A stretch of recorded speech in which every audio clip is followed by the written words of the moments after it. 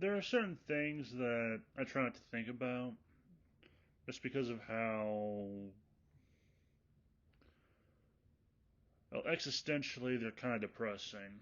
One of them is death. Just the idea of one day I'll close my eyes and I'll never wake up. That I'll be gone. That's one thing. The other is the idea of what happens after death.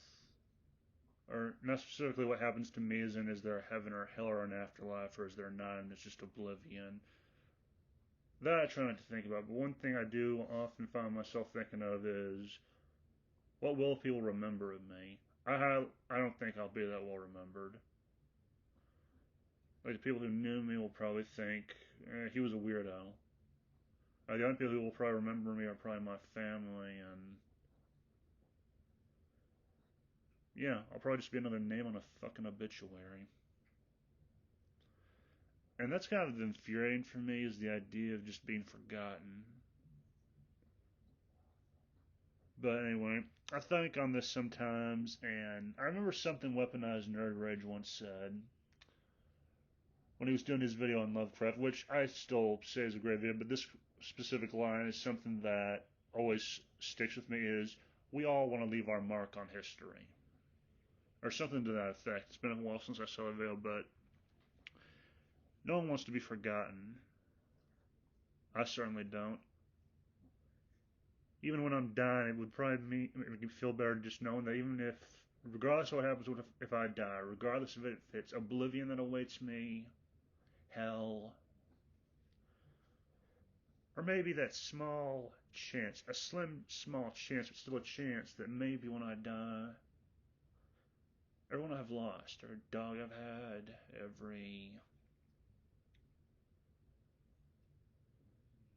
my uncle, the grandmother I never got to meet, the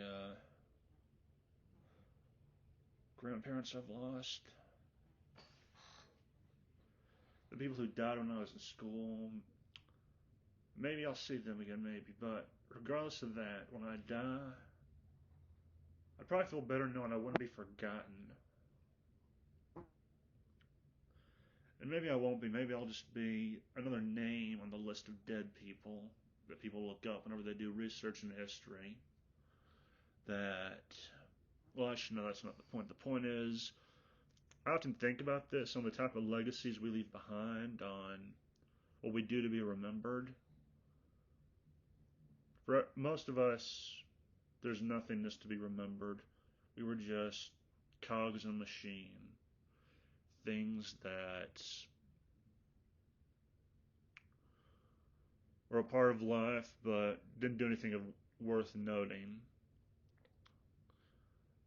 And that is kind of infuriating for me. I'm kind of sad because I kind of think of all the moments in history, all those little moments of laughter, of sadness, of pain, of sorrow, of joy. After that person dies, those moments, those memories of those moments, unless it's written down, they're lost forever. There are little moments of life that should have been cherished and chronicled, this is something I did with my grandma, I think, last year when I was in Arkansas.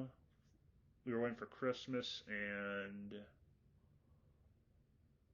oh, not last year, it was probably the year before last year. I just wanted to take notes of stuff from her life that should be chronicled.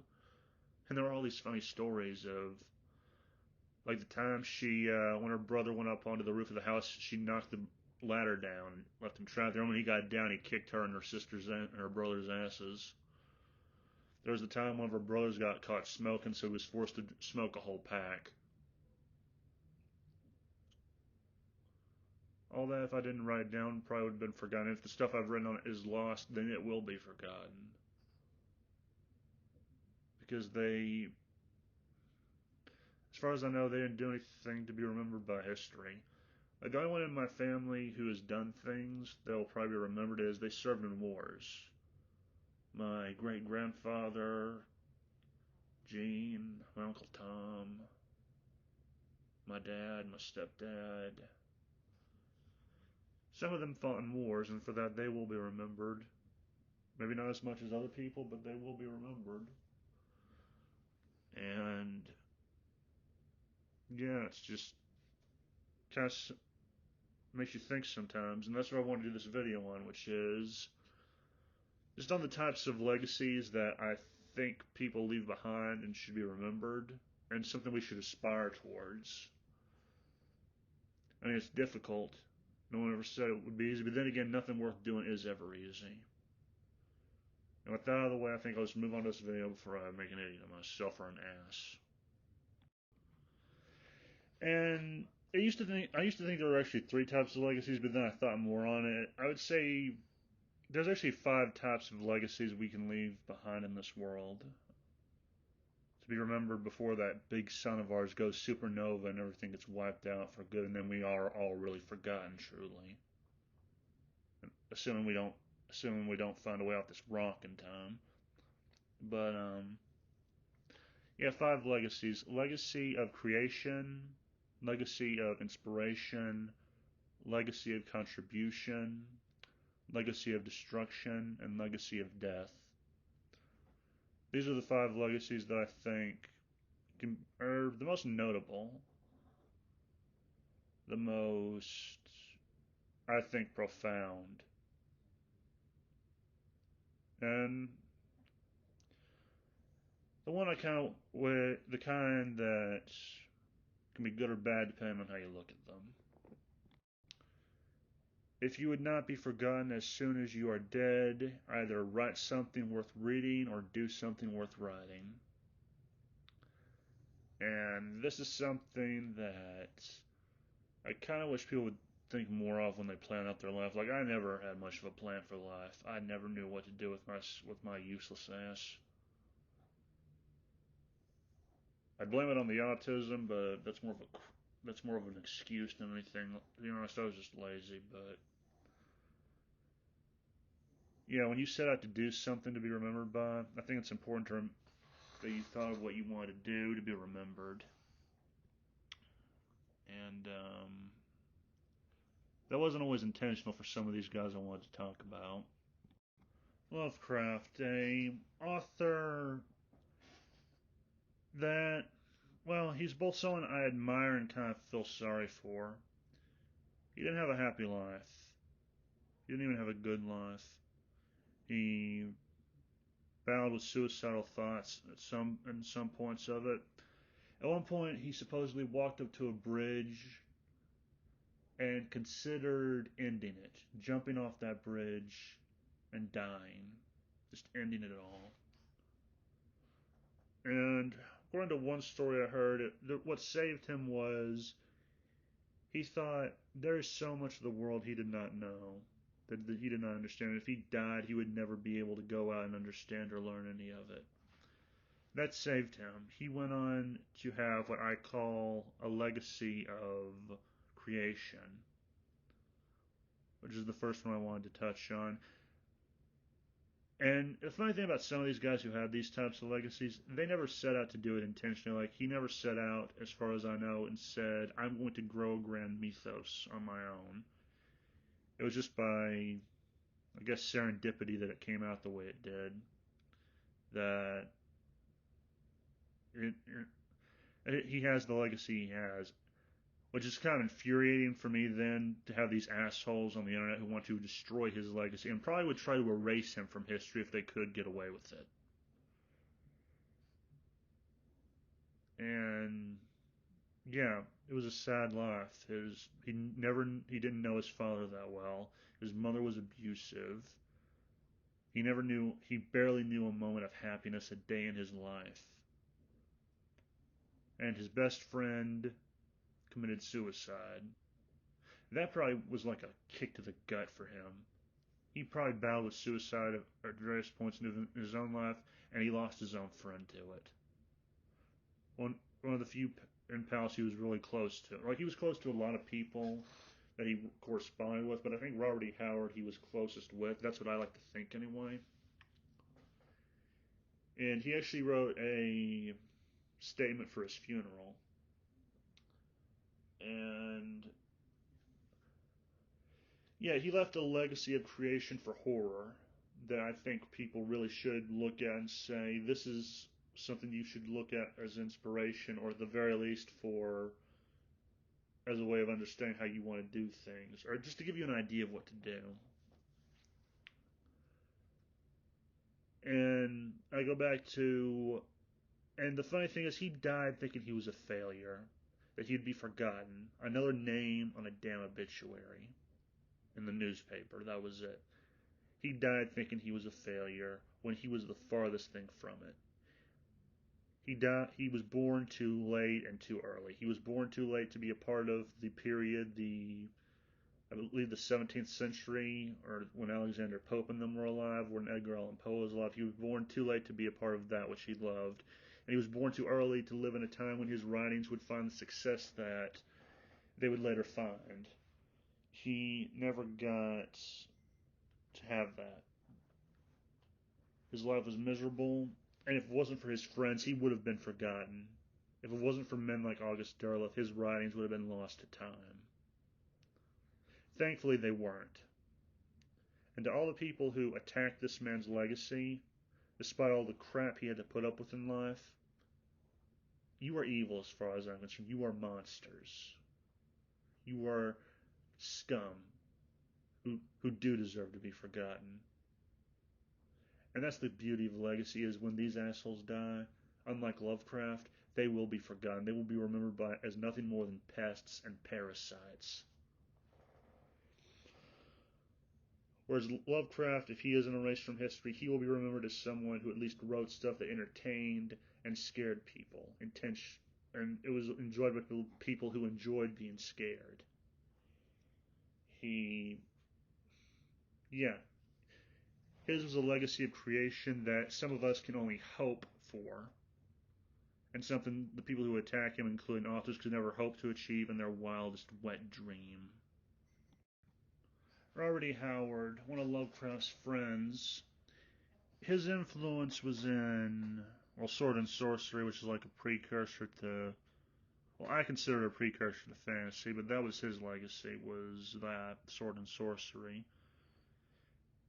And like with Lovecraft, he left a legacy of creation.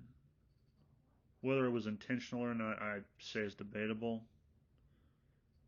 But again, he was someone who left behind something to be remembered by positively.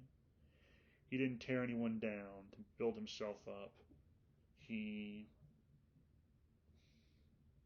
he just made stuff. He was a writer. He was kind of an oddball in the town he grew up in, but that was about it. And I think his response to that was, "Oh, they think I'm weird. I'll show them weird." That was his response. That was how he handled it. And I always found that kind of fun. The idea of that kind of funny. And he lived his life. I don't think there was a day in his mind where he probably thought about suicide. It wasn't until his mother went into a coma and she was never going to come out of it, or she died, that he, like, the idea finally entered his mind. And unfortunately, no one could deprogram him from that. And it's sad because, like Lovecraft, I think he's one of those guys who gets that activists and leftists today would love to tear down and destroy and erase from history if they could. Which is funny because he was actually a progressive for his day. And in some ways, so was Lovecraft. Both of them were very progressive people who tried to move things forward, but they were more remembered for their writing and their contributions to, well, I guess social justice or something like that. Whatever the bullshit is that the people attacking them like to peddle. And yeah, it's a legacy of creation. I feel is something that should be aspired to the most. And I'll get more on that next. But this guy,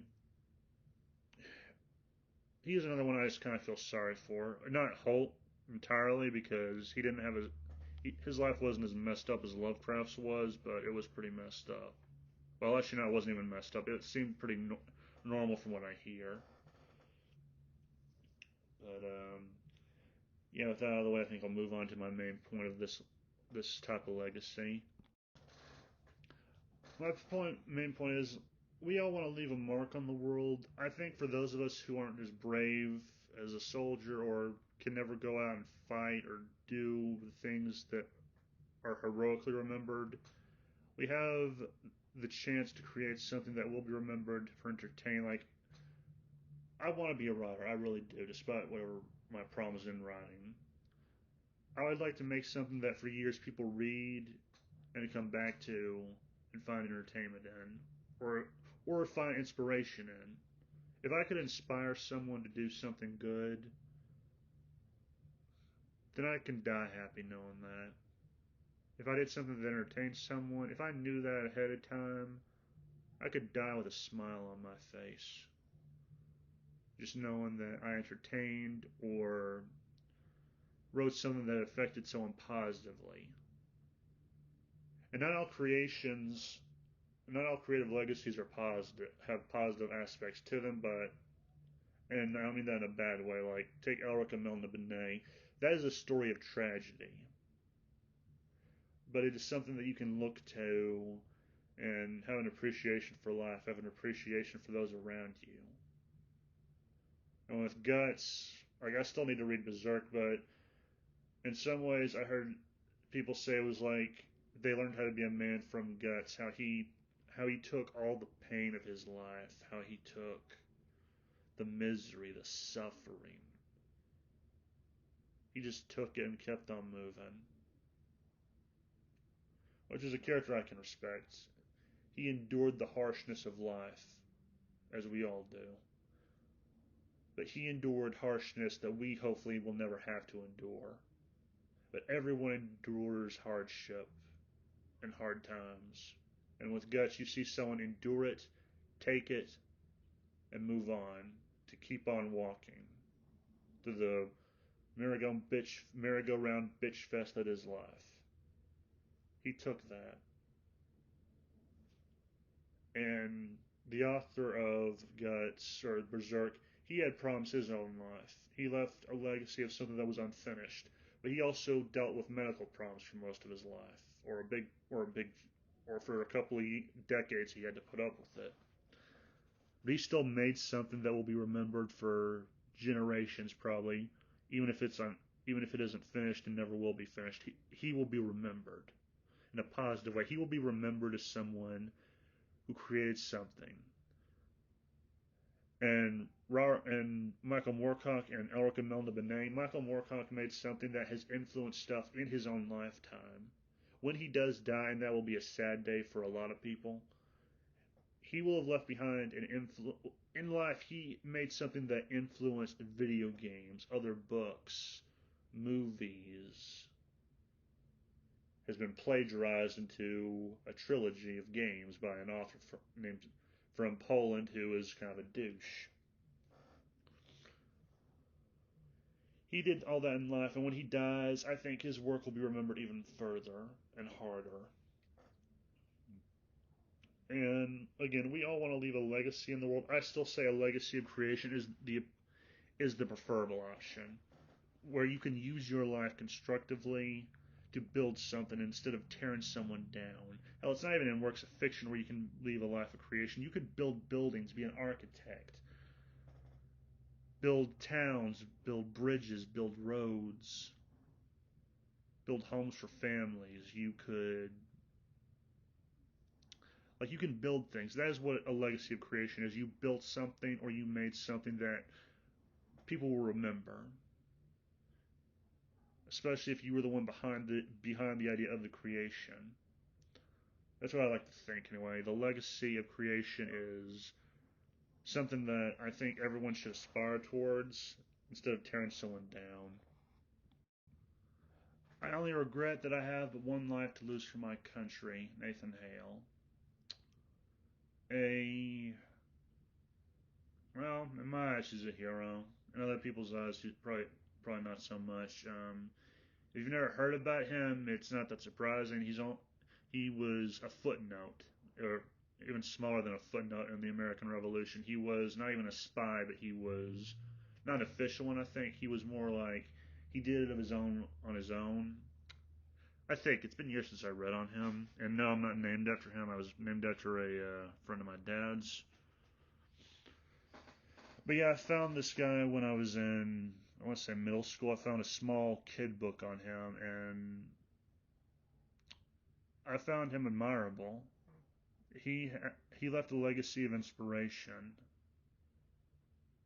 I look at him and I see something that can inspire patriotism, nationalism, a love for your country, that your country is worth a damn, that it's worth fighting for, it's worth standing up for.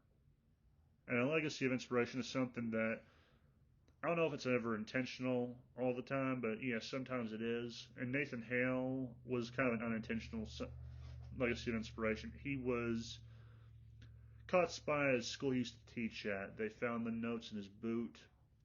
They beat him, got information out. He admitted to being a spy.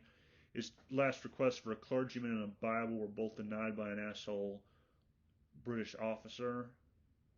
And I think they expected him to cry, to plead for his life. He gave them no such satisfaction. He faced death like a man. He faced it. Well, he faced it. He didn't let it break him. And that's something that is admirable, in my opinion, and inspiring, because how many of us can say the same thing? How many of us could be lined up against a wall to be shot or to have a noose wrapped around our neck to be hung? How many of us could be facing our own mortality at a very young age, or young and youngish age, depending concerning how people's life expectancy was back then? But how many of us could be faced with our mortality being worse than usual and not break down, not breaking down is all I can really say. If that had been me, I would have broken down. I would have been screaming profanity. I would have been pissed. I would have been a lot of things, and none of them would be brave. But he didn't. And his story is very inspiring. Again, a legacy of inspiration is something that I think is admirable. And I think when we die, we kind of wish we could do something like that, where we could write something or do something that inspires people to get off their ass and do things on their own. Nathan Hale is definitely an inspiration for patriotism, for nationalism, and for anyone who gives me crap about nationalism and being proud of your country. Kindly screw off, because he died for something. He died for a country that would bring freedom, that would have freedom, that would, even if we had slaves, we would later free them. And I think that would also lead to some people in Britain also doing that, but my knowledge of that history is non-existent, so I'll be backing off of that. But yeah, he inspired people. People were probably pissed when they heard the news, and they have no idea where he's buried, as far as I know. A black guy who was a boxer was the one who put the noose around his neck. I remember that also. He went on to become a boxer. Anyway, that's all I wanted to say. That is a legacy of inspiration. And there are other people who have that kind of legacy. Uh, there are other people, I just can't remember, like the 300.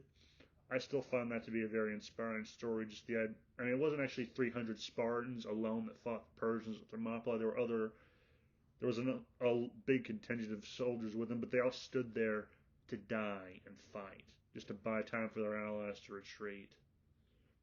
They did that. They died not knowing if it would be for something. They just hoped it would be. Another one would be. Oh, there are others like that, but for some reason I'm drawing a blank. Another one, I guess, would be. Actually, no, I can't think of any. Like every once in a while you hear a story of someone who either died valiantly or they died thinking they were a nobody and would die a nobody, and they became a somebody to history. That is what I would say of people like Nathan Hale, the 300. Like those types of people are very. Like if you can think of someone, please put it in the comments because this is driving me nuts now. Because I hate it when I can't remember something. And with that out of the way, just like, but yeah, like if it's like a historical person who sacrificed, left a legacy of inspiration, please let me know. And I think I'll move on before I lose my mind. Legacy of what was it? Legacy of contribution. That is something I really didn't know what to use an image for or a quote for. I couldn't find one that I thought was adequate, but us nobodies that we who history probably will just look on as very small prints in history. We do contribute a type of legacy. We leave behind children, sons, daughters, grandchildren who will remember us, who leave leave their own mark on history if they can, and they struggle through life. They like people who are remembered. They struggled also, but there are people in everyday life whose struggles I think are forgotten, and it's kind of sad. But like there are people who work their asses off every day just to provide for their families, to make it through life and not die early or starve or end up on the streets. And it's tough, but it's also satisfying in a way. I like to think. I remember I haven't had a job yet.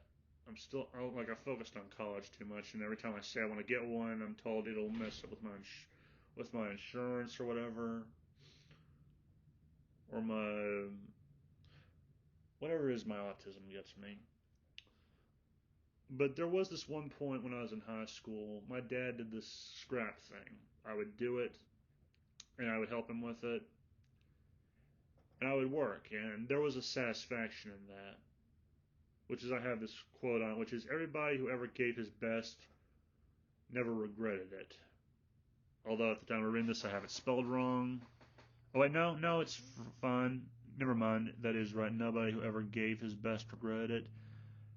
And I don't regret doing the scrap work I did, even if I didn't make a lot of money doing it, but I felt good in doing it. There was this weird satisfaction in that working hard every day for money. I felt satisfied. I lost some weight. I got some for a while. I had some muscles on my arms, which I don't have anymore because I had to stop doing it. And yeah, there's also that. There's also just the struggles we go through, and then our children go through, and our grandchildren go through. They are the backbone of nations. Nations are built by the common man, or supported by it. We give money to a government that sometimes screws us over, or doesn't, or does help us, and does defend itself, and sometimes we are sent to fight and die for a nation, even if we don't want to. But we live, but we live lives, we struggle, and sometimes it's remembered. Even if it's a small bit of remembrance, we are remembered. We are not completely forgotten. Our names are in records. Our names, they are remembered either by history or by our families. And if even that is forgotten, then that is sad. And that's probably the most annoying kind of legacy, the most, not tenuous, but really hard to really describe. But it is a struggle to be a nobody. But then again, everybody is a nobody. That's something I like, something I kind of made for a story of mine, which was everybody's a nobody, but to the people around them, they are looked at as a somebody. And I have no idea where to go with this one. This is like that middle one, the history of contribute or the legacy of contribution. You don't do anything big in terms of like, and when I mean big, I mean big or small big. You don't do anything. You contribute to the world in some regard. Even if it's not noteworthy, you do contribute, and I think it should be appreciated more. But yeah, there's that type of legacy.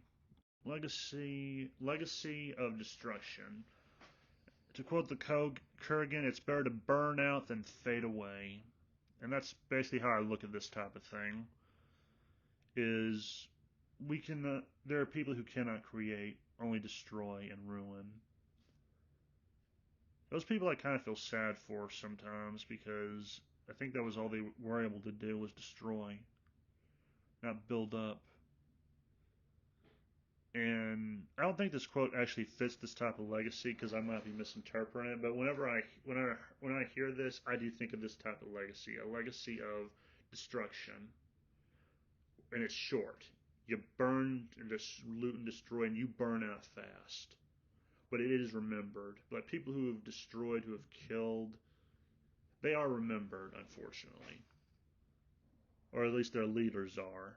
The ones who participated in the destruction, they are not remembered as much, but yeah, some of them are, depending on their actions. And that destruction is kind of debatable, depending on your preference. So you could be like the Joker and just be someone dedicated to seeing the world burn around you. Like I say that about Hitler sometimes, in that, like I agree with the theory he wasn't actually trying to conquer the world. I just think he was trying to cause as much destruction and damage as possible. So he was kind of like the Joker in that regard. Or you could be a small kind of destroyer and be like, say, Kevin Smith, who used to create stuff, but now he seems like he'll destroy for a paycheck. And yeah, there's that. Other people who leave behind a legacy of destruction, sometimes I question if they do it intentionally or not.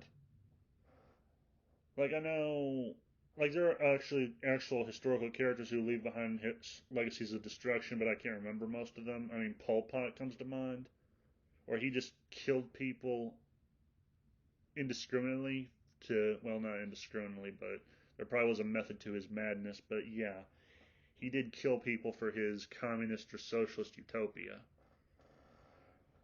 He did that intentionally. Then there's people who I think are either idiots, like Ryan Johnson, Kathleen Kennedy, or Jar Jar Abrams, who do it for either to build their own creations up because so they do leave some to create it's shitty creation work, but yeah, they do, but they have to tear something else down from the past to build their own things up instead of building themselves up based on their own credits and work entirely. And it is aggravating. It is aggravating and sad that they have to do that because they're destroying something people love and cherish. And to move on from that, even though there are better examples of a legacy of destruction, I really did not know what to do with that one so much, so I thought I'd move on. Lastly is a legacy of death. And to quote Hitler, if you want to shine like the sun, first you have to burn like it. That quote, I feel, kind of encapsulates both the path of a legacy of destruction and death is that you have to burn stuff to be noticed. So, take Stalin and Hitler, for example. They were nobodies before they gained power. And they used power to do horrible things. Stalin enacted purges and killed people or sent them to gulags if they weren't politically correct.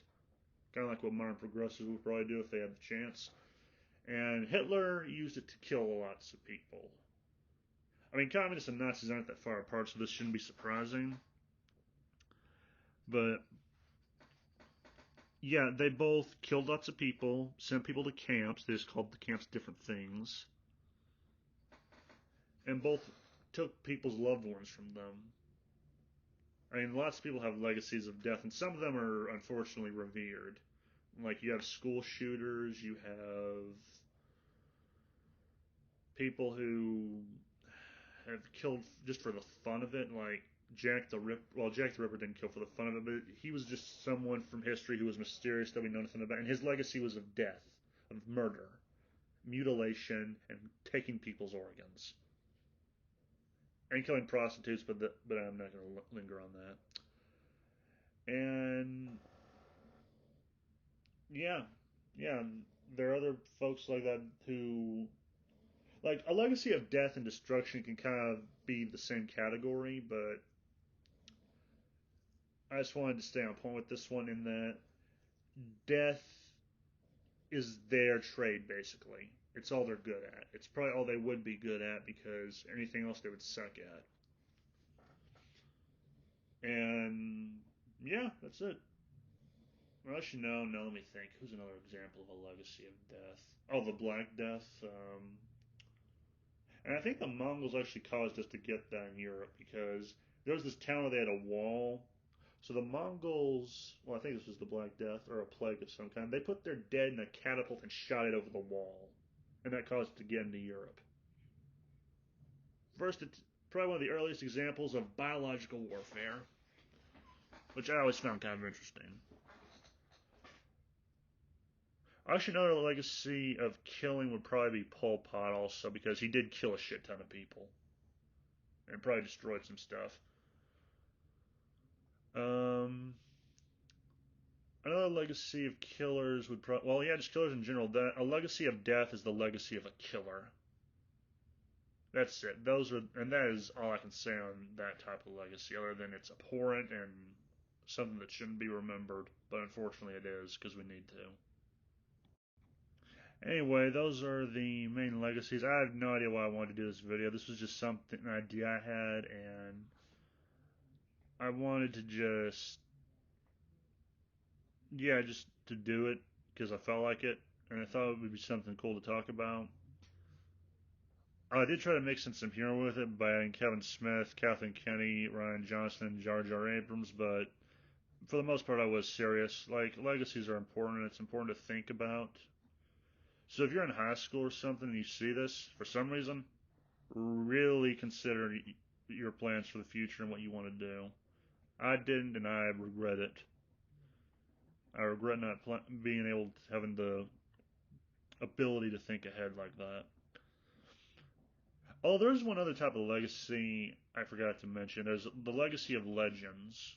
Although legends kind of could be fall under a legacy of creation, in that a legend you don't know if it's true or not. It could just be some story a person made up. So there's also that. But anyway, it just depends on the type of person you want to be remembered as. If you are actually able to leave that kind of mark intentionally. But yeah, that's all I wanted to say. Have a nice day with this, and hopefully this wasn't too much of a downer for you if you saw it. Yeah, just enjoy life. Also, just enjoy life and leave a legacy. That's what I say. Anyway, goodbye, and remember the game was rigged from the start.